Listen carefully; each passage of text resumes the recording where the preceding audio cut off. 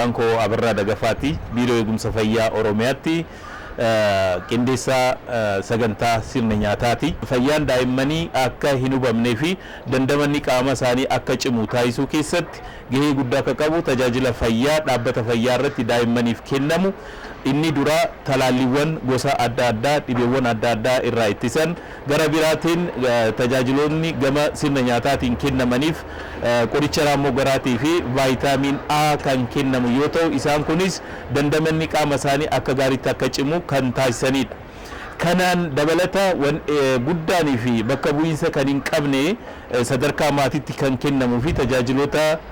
sirna nyaataa haadhaan kan jalqabu daa'imni kun gara addunyaa kanatti eega dhufe booda harma haadhaa battalumatti akka hodhu taasisuudhaan silgi jalqabaa sun akka talaallii jalqabaatitti uumamaan kennamu daa'imaaf uumame san akka fayyadaman taasisuu sana boodas daa'imni kun ji'a jaha amma isa guututti bishaan tokko illee osoo ittiin dabaliin gosa nyaataa biraas osoo ittiin kennin aannan harmaa qofa akka hodhuu fi guyyatti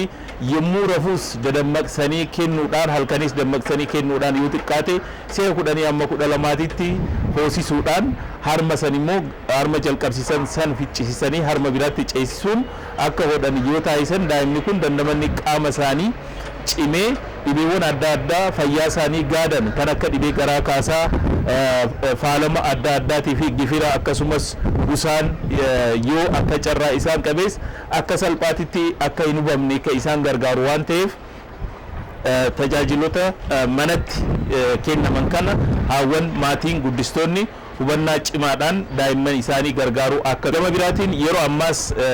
akka biyyoolessaattis ta'e akka naannoo keenyaatti tajaajilli qindaa'an talaalliin gifiraatii fi raabsaawwan qoricha vaayitaaminaa fi ittisa raammoo garaa kennamaati jira. Kunis kaayyoon isaa inni guddaan daa'imman kun dandamanni qaama isaanii akka cimuu fi qaamni isaanii ijaaramee dhibee akka ofirraa ittisuu danda'an kan taasisudha.